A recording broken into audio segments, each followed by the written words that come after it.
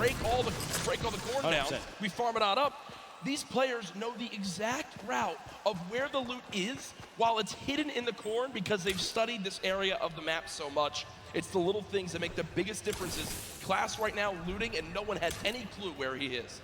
Lucky in the long barn, grabbing. There's 2 chests spawn here, plus any of the floor loot possible along the way. Little side stalls, so quite a bit of wood to farm up. He's got a couple little forests. He's got the fork knife quarry there, plus the ship up top. He can take that slip all the way to the top. He's got an opportunity to travel basically uncontested early game, unless somebody maybe gets a couple shots from a distance. Meanwhile, over here at Mega Mall, Pika and Keenstar hanging out inside the shops. Quite a few chests, a lot of verticality inside. Tends to lead to audio-based fights and try and figure out whether your opponent is above or below and how much these players play. If they're keen on those audio cues, they'll know almost immediately. Rotating down to Lucky landing. Boog on the screen. Snazy there as well. First stink bomb coming on through. Doesn't actually wind up connecting with too much. 16 builds in total.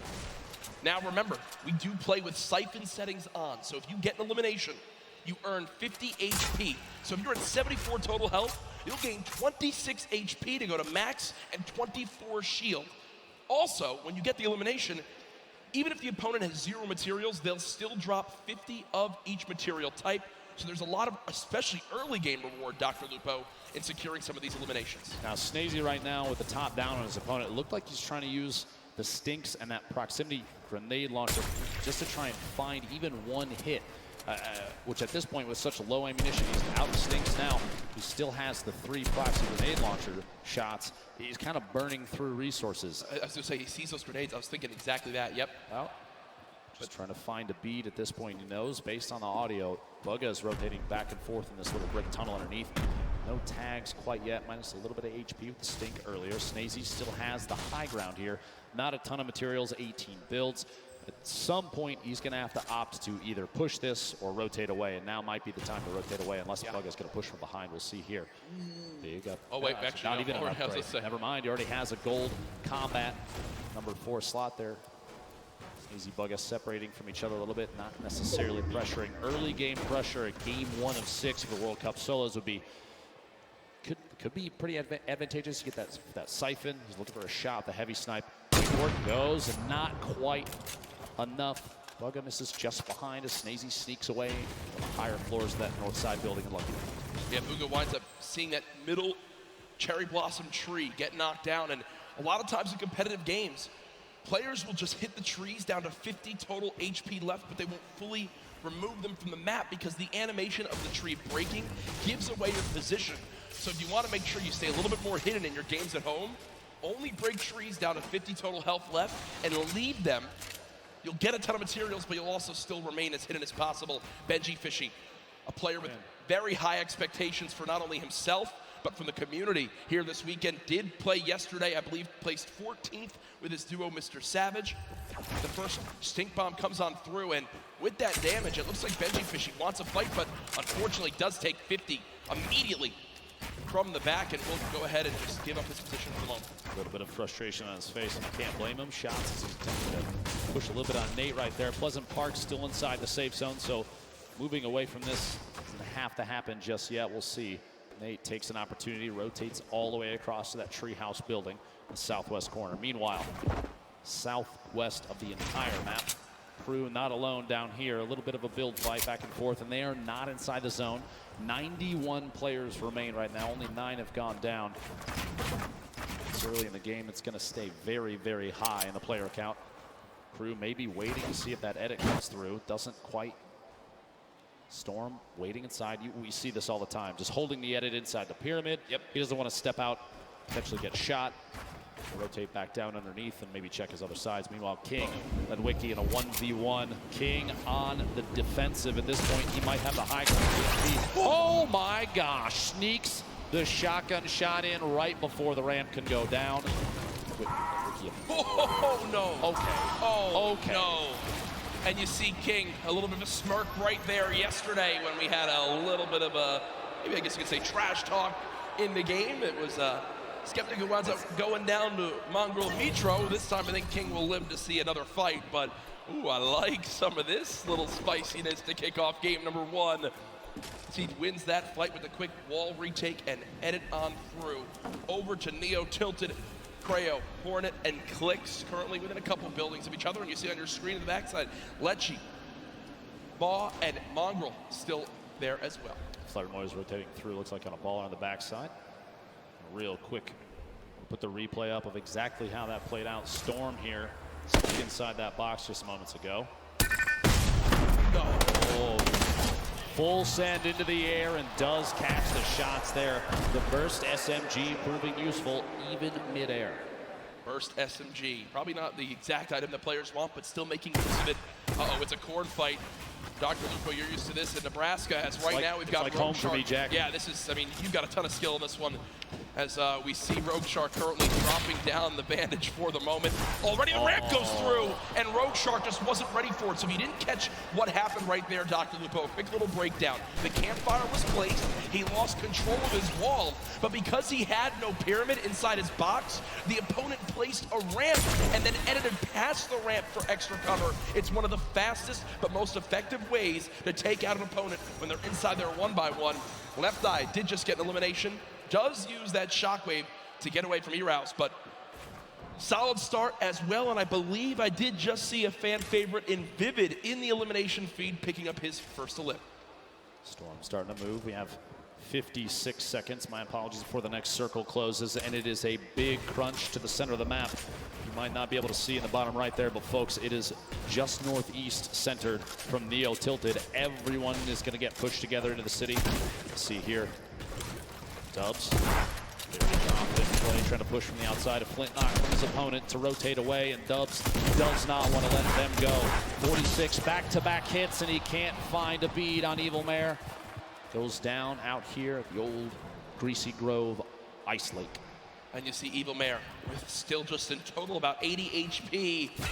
Got the 50 back for the elimination, so when you calculate it, really only had about 30 health left. So Dubs so close, but not able to connect with that final combat shotgun shot. And Dr. Lupo, look at this inventory for Riverson for Team Liquid. 6 shockwave grenades, 2 minis, 3 chug splashes, a launch pad. Weapons a little bit awkward, if I'm going to be honest. Just a scoped assault rifle and a epic tactical shotgun. But Storm Surge is coming to play, and Dr. Lupo, we haven't really touched on that yet today. Inform the viewers at home as to exactly what this is. So Storm Surge is a mechanic to prevent players from potentially sitting and not engaging in fights. If there are a certain number of players at this point, when there's over 70, when the circle closes, people are going to start to take 25 damage every tick. That's every 5 seconds, unless they are over the threshold for the amount of damage done in the lobby. It's a way to encourage players to get engaged in fights without having to force anybody. You can't really just sit still the entire time. You've got to get engaged, get involved with what's going on. And it ends when we go below that threshold. To bring up this first threshold, you have to drop below 70 players. So Storm Surge will remain in play right now until 69 players is reached. You see Booga with an elimination, Blaster with one as well. Players above the damage threshold sitting pretty right now, but players who are below it, they're frantically searching for some damage they can do to try to get themselves in a safe spot. Aqua on your screen, one of the World Cup duo champions from yesterday, just outside of Rusty Divot. Shots inside here, Colorful trying to rotate back away, doesn't want to quite get caught just yet. Those splashes, by the way, one of the best healing items in the game right now in scrimmages and competitive Fortnite. An instant throw 20, and it's HP or shield. It will transfer across both. May not be able to get this off quite yet. It's got to cancel. He did. Oh, he did indeed. Yep. Kurtz applying pressure from the side. Not a lot of ammunition right now in the inventory. Only 70 medium rounds for that heavy AR.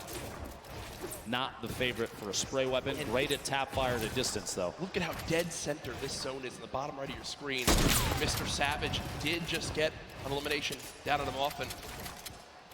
Mr. Savage still alive in this one. Looking to bounce back from yesterday. I know Mr. Savage wasn't too happy with the final performance. Kurtz still, we saw the player piece on him from Brazil, trying to rep for his family. Class elimination there as well onto Twins. And Storm Surge is now active with the players still above.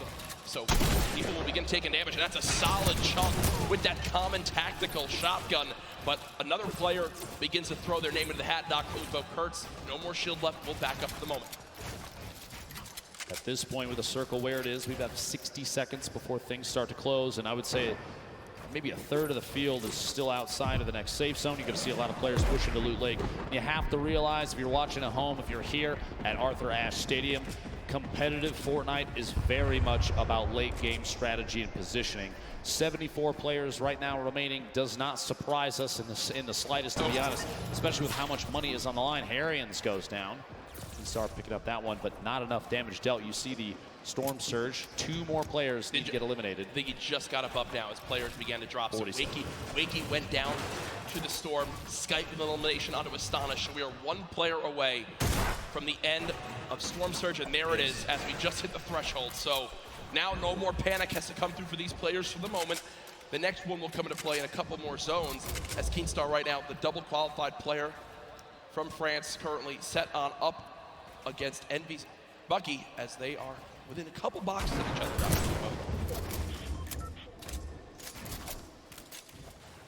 Just going to see exactly where things move through here. Just want to hold these edits and look out. No reason to apply too much pressure just yet. He's kind of waiting to see other players that may be around him rotating away, and that's exactly the play. Bucky, by the way, a player that we've seen competitive qualifiers. He actually spent some time talking to Hogman a lot to refine his gameplay and his drop. We've seen a big improvement since then. Good shout out to Hogman for helping Bucky out with that one. All the way here to the World Cup solo finals. Will he use one of the campfires in the inventory for 25 extra health? It depends on the play. If he's looking towards late game, he's going to try and hold on to those for a heal off potentially when that final zone starts to close. We'll have to see. A quick reminder, by the way, on the right side of your screen, a victory royale. The win is worth 10 placement points. Those are big. Top 5 is 7 points. Top 15 is 5. Top 25 is 3 points, and every single elimination for these players is an additional point. We go, the focus of the current map right now. A lot of players out here on the hill. Northeast side of Neo tilted, actually a pretty good spot. You have multiple slips nearby. While those are still on, you have to remember those do turn off. Sky picking shots. I believe that's on DRG just to the south. No pressure applied there. He's trying to sneak any shot he can through. Actually, it's challenged. Surprises me. Doesn't go for the build there to protect and get a better spot. Wow, that's solid damage though. Just go for it. Solid damage, and look what's also on the ground right there. The legendary infantry rifle. Still can swap to that when needed. Right now, choosing to go with the spray weapon. This is a player that's close. We have a replay coming on in soon of Mega from FaZe, who played yesterday in the duos competition with Dubs. Dubs already dropped his cable. See how Mega plays this one. Gets to the opponent's box. 2 clean shots. And there it comes through, and near max materials, slurp juice as well as chug splashes will be sitting pretty with the inventory right there. The next zone did just pop on up, moving to kind of the eastern side of the current zone.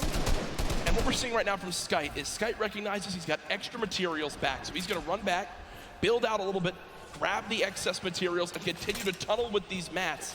He's also juggling items over as well to still have the ability to use these whenever he would like to wish to in these next zones. Here's everyone on the map. A rocket being fired on the far side. Bizzle there still on your screen. Commandment, Epic Whale. Prisionero still boxed up in metal just outside the zone, and Stompy, who was one of the more dominant European players in the online qualifier, still in this one, but Zate was in the lead. Able to close it out